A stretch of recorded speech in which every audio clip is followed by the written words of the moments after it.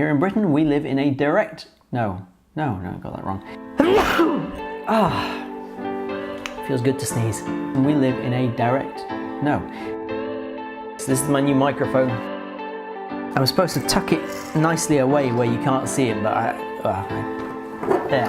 So according to Wikipedia, the fountain of all knowledge, direct democracy, also known as pure democracy, is a form of democracy in which people decide, e.g. vote on, form consensus on, policy initiatives directly. This differs from the majority of modern Western-style democracies, which are representative democracies.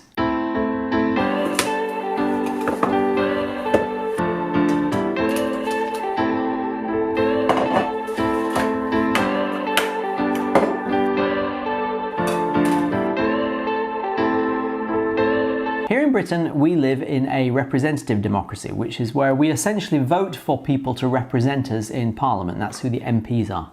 The idea is that they understand our wishes and feelings intimately.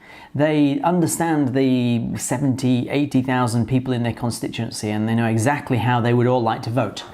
So on any given issue, those representatives go and vote for us.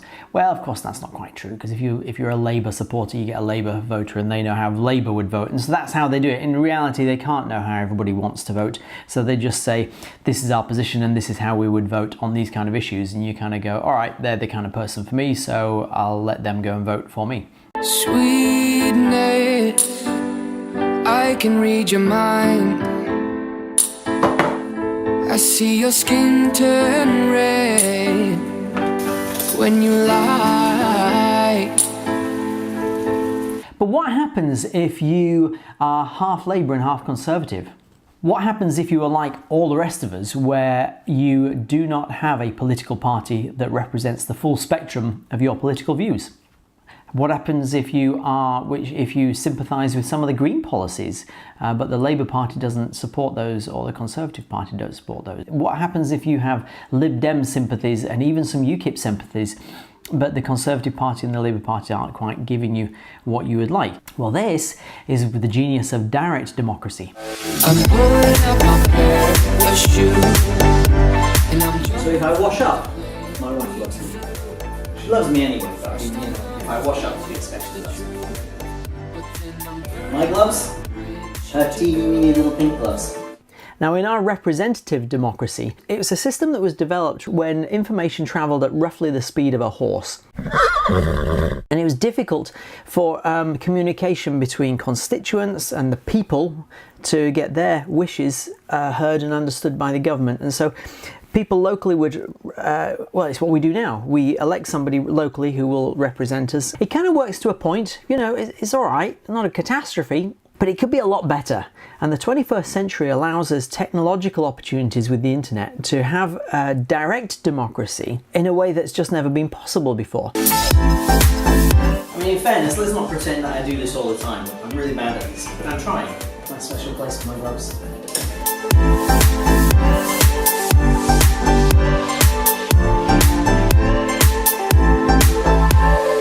Happy wife, happy life.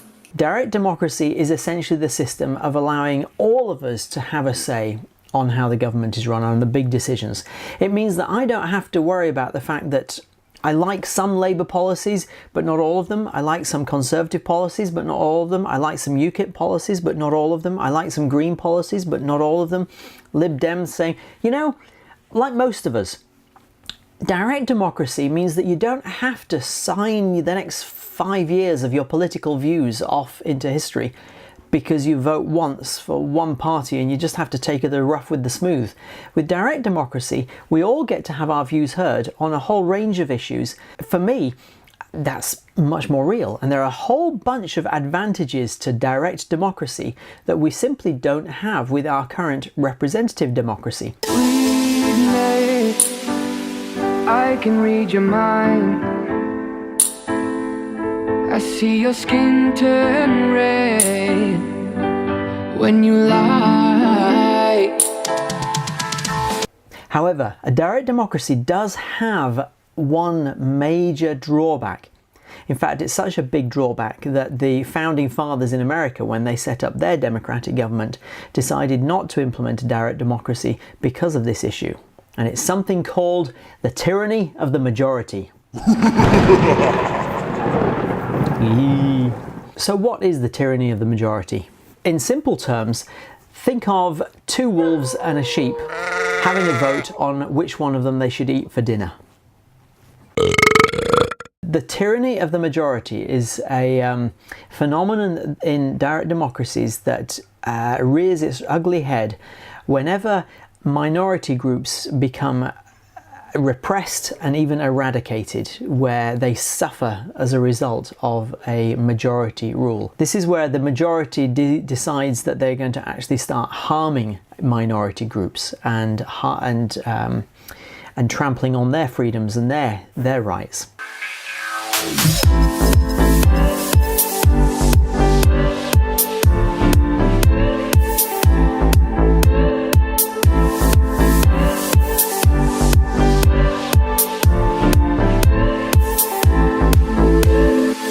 So how do we address this? Well, first thing to point out, as long as people are corrupt, there is no system of government that is free from trouble.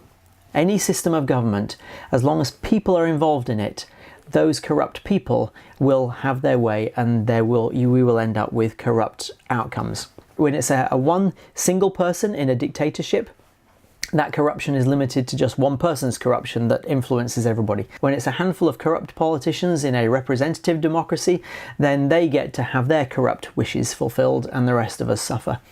When the whole society is corrupt, in a direct democracy scenario, then society suffers as a result of that. Direct democracy is, in essence, giving a nation enough rope to hang itself with, if it chooses to do that. The second point I'd like to make, and really this is the main point, is that in order to protect minority groups from the tyranny of the majority, we would need to have a rock-solid constitution, which right at its core protects what my friend John Rees-Evans referred to as the inalienable rights of the individual. You see, the individual is the smallest minority group in a society, and if there are basic rights that are protected for one, those rights will therefore be protected for all minority groups.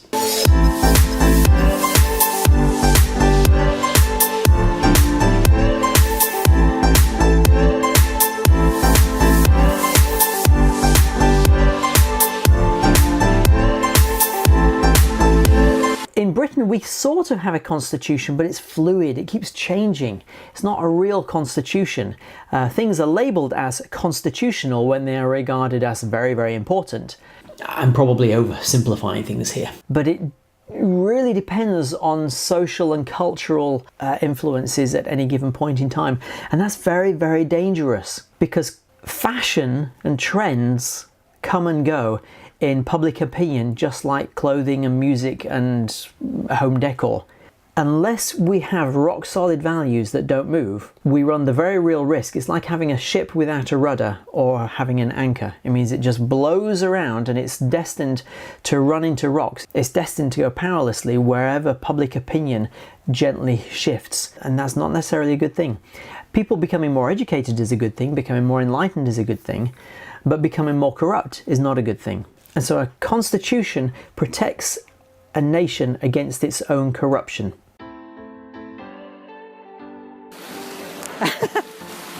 This is a bit precarious. Ow! Thorns. Okay, so think of this rock as being like a constitution that Britain currently doesn't have. Okay? Not moving very far, right? Now think of these leaves as being like Britain's current constitutional kind of collection.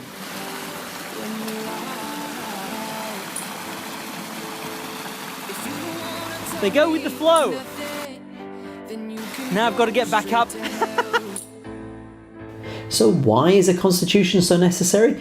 Well, it means that if we the people, and particularly potentially the tyrannical majority, if we try to implement a law that contradicts with the constitutionally protected inalienable rights of the individual, that law won't be passed. In the example of the wolves and the sheep, if they did have an underlying constitution that protected the inalienable rights of life, liberty, and the pursuit of happiness for every single animal, then the wolves might vote to eat the sheep, but the constitution would forbid any law that allows the sheep to be eaten by wolves.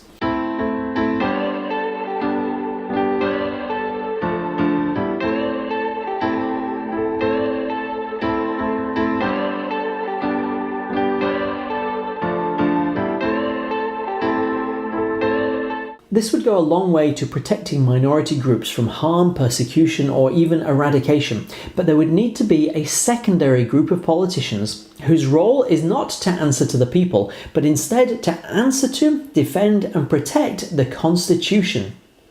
It's very important that the public servants in this group are not under threat of being voted out of office if they protect the Constitution instead of trying to charm voters by passing laws that are popular with the majority but infringe on the constitutionally protected inalienable rights of the individual.